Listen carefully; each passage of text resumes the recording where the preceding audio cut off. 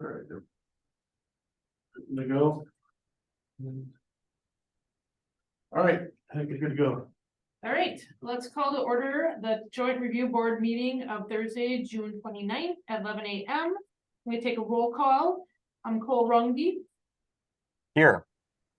Joshua Pachek, Here. Dan Minchuk, Here. Diana Ellenbecker from the city is here, and then Brett Waker at this point is not in the room. I will take a motion, entertain a motion for the approval of the agenda. I'd like that motion. I'll second. Josh made the motion, Cole seconded. Cole motion, I second, Josh second. Other way around. Was following All right. my Zoom boxes, sorry. We had a motion by Cole, second by Joshua. All in favor? Aye. Aye.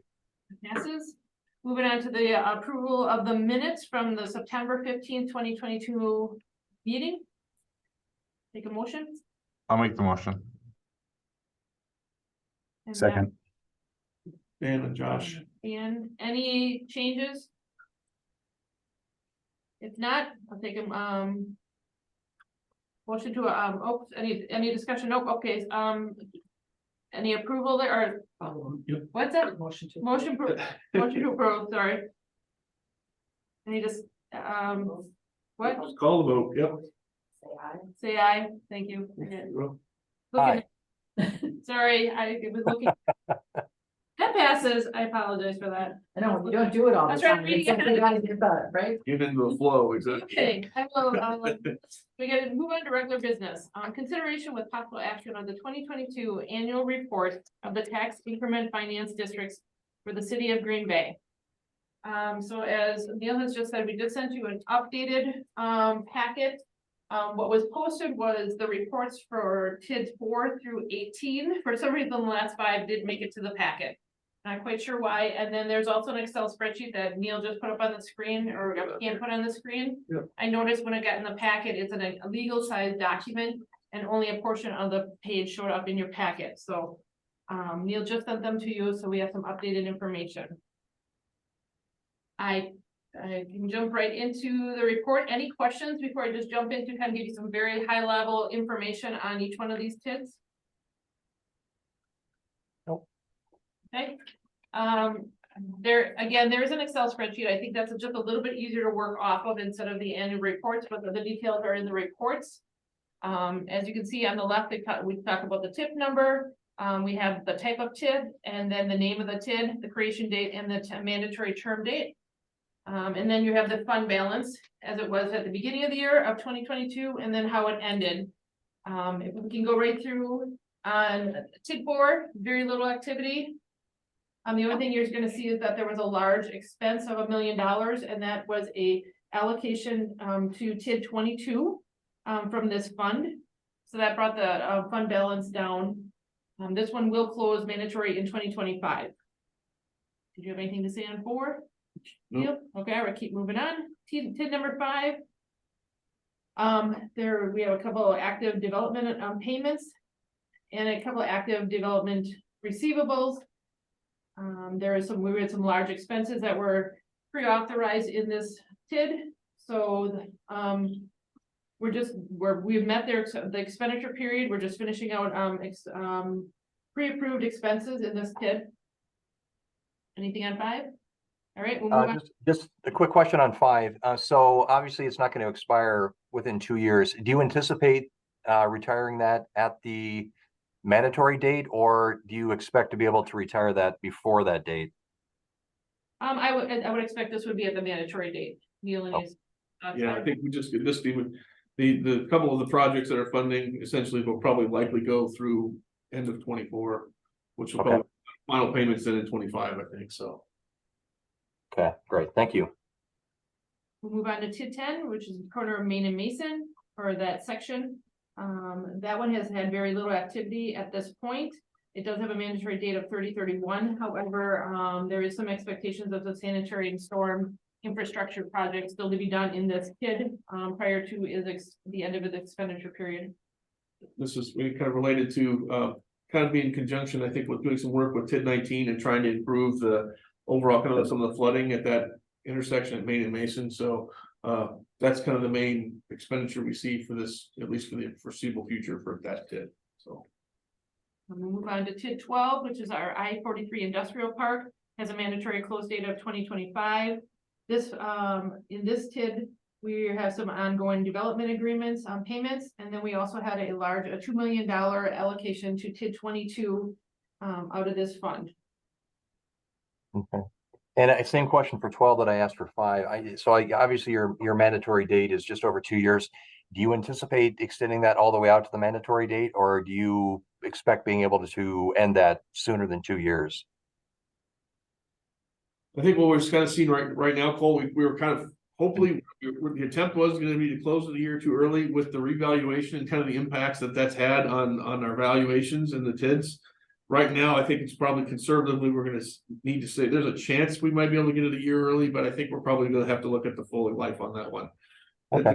The overall value dropped considerably on a couple of those districts, those longer existing ones, just because of that revaluation. So we didn't quite anticipate the change that happened on some of those. So Yeah, I'm gonna say, I think I'm gonna kind of correct you, Neil, the value didn't necessarily drop, it's just the mill rate dropped faster. Right, And the sorry. assess didn't go up as much, so our total increment that we have projected in future cash flows was reduced. correct. Right, I'm Okay. but Well, that's right. That's absolutely right. Got it. All right. Thank you. we'll move on to TID 13, which is our large downtown TID. Has been a negative fund balance for a very long time. That one we are seeing, it is turning, it is still negative, but we're expecting by the end of 2023, this one should be close to positive. It's just been a lot of downtown projects that have happened over the years. In this one, we have some mostly the bigger expenses that you're seeing. There's a lot of debt that's being paid out of this fund, and then we also have some active development agreements.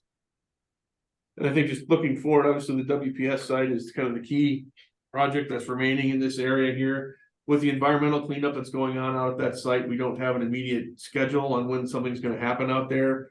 We think there's some parts could be available within the next 2 years in terms of some development, but we've heard like some of the main areas we're considering for either a parking structure or some other mixed use project might be not until 27 or 28, based on conversations with WPS at this point. So we obviously any new increment we can get on there. Likely to have some demands and some requests that come along with those, but any increment from that area obviously would be certainly be welcomed at this point. So Yeah, again, for the future revenues and costs at this point, yes, we still have about $14 million of debt outstanding that we would expect to pay before the end of this term date. And then any additional, like you said, we would talk about maybe some parking facilities or parking ramp.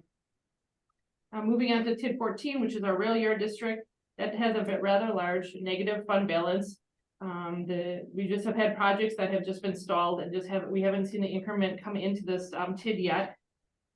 At this point, we have a few development agreements that we are receiving money in on. One small one that we're paying out. And so this one was roughly flat for the year, but there is the long-term goal and direction is to get this one to a positive fund balance. the two main projects we're looking at for that particular area. One was the fort at the rail yard, which is if you go drive by and see the cranes up right now, that's the one that's currently under construction. They had lost their new market tax credits financing deal about 1.5 years, 2 years ago. Finally got that straightened back out and got moving forward again. Updated that development agreement with some new timelines, and they are, thank goodness, actually moving forward and under construction there. The other one that we think is pending, Paper Transport Incorporated announced this past summer that they were moving their some offices of a new division down into one of the existing buildings in the rail yard, but they're planning on being kind of the key tenant in an expanded building on that site, which we hope is going to be under construction as early as maybe this fall if everything falls into place. So those two things would be a major boost to the district and the cash flow. There's also finally looking at some additional some townhomes being added. I think 12 to 16 townhomes near one of the existing sites that's currently undeveloped. So a couple good hopeful potentials in the pipeline for that district. We'll move on to TID 16, which is our Military Avenue. This one has a positive fund balance. And this one, The increment is pretty much equal to the debt service at this point, so that fund balance is staying very steady. At this point, there's been discussion of some additional projects in this area.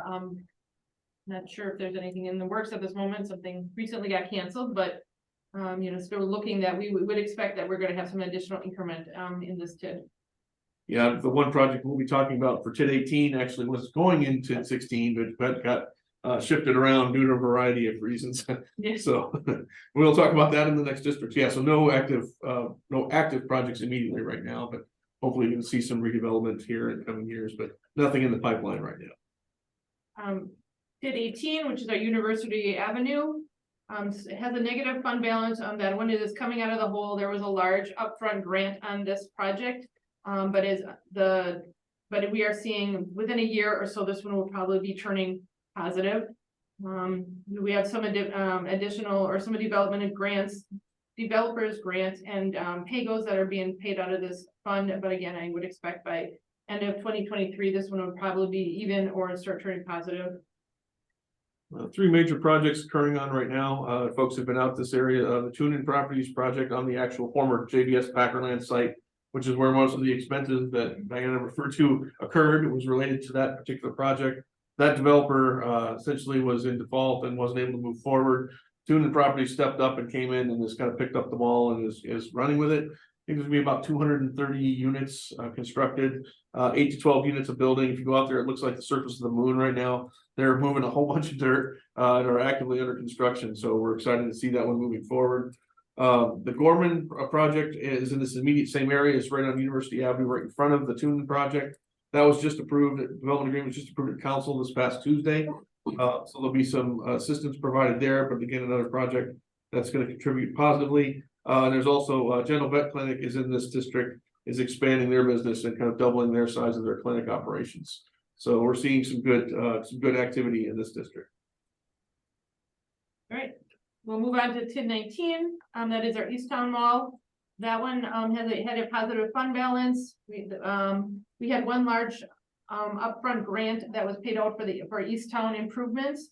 Still keeping this fund on a positive, and that will that upfront grant will drive additional increment in the next couple of years. Yeah, most of the folks, if anybody's been out by Easttown Mall, you've seen the new facade being put on the mall and some of the new tenants being located. I can think the new unique aspect of it is kind of the creation of this interior roadway where they're actually putting up some small outlots and generating new increment on the north side of that road. Everything that's immediately on Mason Street is actually not in the TID. That's actually all on the tax roll.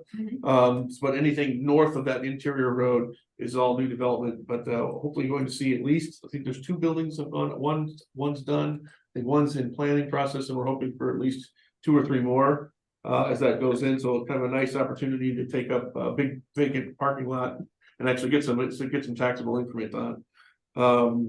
The other thing I think the one expense coming on that one is looking to make some pedestrian improvements at Mason and Easttown Way, the primary entrances to the mall. That's probably our oldest, according to our public works director, our oldest traffic signal, I think, in the city right now. So actually having to kind of update all that traffic signal infrastructure as well as some of the alignment of the roadways. So that's going to be a significant improvement for that area, but should be a very welcomed connection to the residential neighborhood to the north. So TID 20, our Whitney Park area. That one had some three large developments that had happened a few years back, and this has been a strictly pay-go TID. So this fund is just slowly building. Again, based on the way we had distributed our development agreements. and I think we have the one developer who's done some work in that area is actually looking to acquire some of the other land from. There's 2 developers who've really been active in the area. The one developer is looking to acquire some additional space from the other to put up at least 3 more units and is seeking some upfront assistance from the city. And we're kind of looking to see if they're evaluating that. If there's some available fund balance, we can see if we are going to be probably considering that here in the next month or so. But again, yeah, up to this point, everything has been pay-go for all those projects. TID 21 is our Green Bay Packaging, has a positive fund balance. We have a rather large pay-go that goes out of this TID. There are some additional expenses, infrastructure needs that are coming out of this TID. But those are really the activities in this fund at that TID at this time. I think the only other thing we're taking a look at, I'm not sure if folks are aware that the Georgia Pacific site on the Day Street property, which is just south of where the packaging site is here, we're evaluating whether or not an expansion to this area might be considered in the future. Right now, they're in the process of starting the demolition of those buildings, so they'll be taking those things right now off of the tax roll. They'll be coming down. Their request is to take the buildings just down to the foundations and leaving the foundations there. Our ordinances require them to actually take all those foundations out as well and get it back to green space, to developable area. So hopefully working with them on kind of coming up with a redevelopment plan specifically for that area. But that's probably at least a year out in terms of seeing something happen at this point. So right now we're just trying to work through and come to an agreement with them on the demolition of that property. And again, not currently in that TID district. But if they take everything down to zero and we can find a decent reuse, that may be something we'd be bringing back to the joint review boards at some point in the future. Right, we'll move on to number 22. That is our shipyard area. Has a positive fund balance, but that's driven mostly by borrowing. We also had this is a TID where we had $3 million each allocated in from two other TIDs, TID 4 and TID 12. This is, if you have been on here for a while, we've been telling you that this is a TID that is going to cost some money up front. In this TID, it's going to be negative for a while, or we have to borrow to support it due to the city, putting money in for infrastructure in this TID. Yeah, in terms of our developments, we've had to, obviously with just general economic conditions, we probably merge is kind of reset their development agreement dates and kind of moved everything a year forward. So they're still in the fold, but I've had to request some additional time to get their project moving. The Badger Sheet Metal site, we've had discussions with Impact 7 on that site. They've had a rather substantial financial assistance request that we're not sure we're going to be able to accommodate. We're having Ellers, our financial consultant, review those right now. We think there's a possibility that we may need to be going out to RFP again on that particular site. But at least we're going to kind of still doing our financial due diligence, seeing if there's any way to kind of close that gap on that project. The good news is if folks have been out there, phase 1 on-site improvements have been under construction and underway. Looking to have those done in spring 2024. So that includes the fishing pier, the bike trail, looking over at Matt if there's some of the other amenities, the kayak launch, and some of the outdoor seating amenities in there, which should be done and available by next spring. So we're excited to have those in place and done. And we'll move on to TID 23, which is our Legends District. Positive fund balance. We did a rather large expense up front. We had our pedestrian walkways that has put in this year. We're not seeing any increment at this point yet. But we do have the hotel that will be finishing in the fall of 2023. So within a year to two, we will definitely start seeing some tax increment in this district. We also have recently just entered into discussions with a developer in this same area with about 11 or 12 acres of additional development, mixed use development, some significant density, some good building height, proposing some 8, 10, 12-story buildings perhaps in this immediate area around where the Legacy Hotel is. So that could be a substantial development project in this district near the hotel.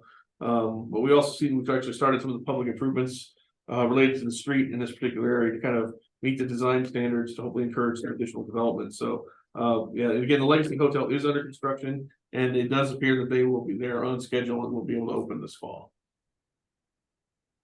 And on the rest of the report, there were 2 new TIDs that were opened in 2022. You have number 24, which is our Cherry Street development, and then number 25, which is our Grandview Industrial Park. And I'll just talk about, we have a development agreement on 222 Cherry Street to demolish that building and construct a new building on that site. Working on finalizing their financing, getting some things obviously worked out on that. In this area is not an uncommon response from our developers. So working on the private financing end before they get going. Demolition could occur on that one as soon as this July, if everything falls into place. And then hopefully construction shortly thereafter. We also have a planning option with a developer on the RDA owned Adams Street parking lot, right across the street from this particular project. That we're very excited on, had some very good discussions with this developer. They're out of Milwaukee. This would be a first foray into the Green Bay market. for them, would be a fairly dense residential project with some commercial on the first floor. So they have that under planning option right now. We're anticipating seeing some preliminary plans from them in the next 30 to 60 days. So we'll be excited to see what they bring forward. The Grandview Industrial Park is, again, mentioned before, this is a partial overlap with TID 12. The Carnivore project is the one that's out there and under construction right now. They are on schedule. Look like they should be done, I think, sometime this fall. We actually have additional interest from on city-owned parcels from 3 other development prospects. We'll see how those proceed. We're also evaluating the need to actually acquire some property in this area, which we think we would be able to do based on the increment we're going to be receiving from the Carnivore project alone. Should be able to fund a considerable amount of that. There will eventually be additional street utility improvements that will be needed in this area, but it's going to be really performed in conjunction with new development, so as it's needed. So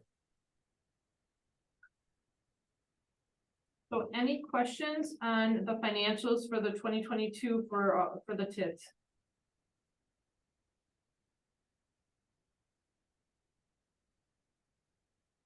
If not, I would entertain a motion to receive and place on file. So moved. Second. That's Cole. Who's the first one? Dan? Or the Pat? thanks, Josh. Yep. Joshua and then Cole. Motion by Joshua, second by Cole. Any discussion? Hearing none, all in favor? Aye. That passes. Next item is informational. Did you want to talk about next steps, Neil? I think we're just obviously just filing, gonna be filing, it's actually already been filed with DOR, so where that is in.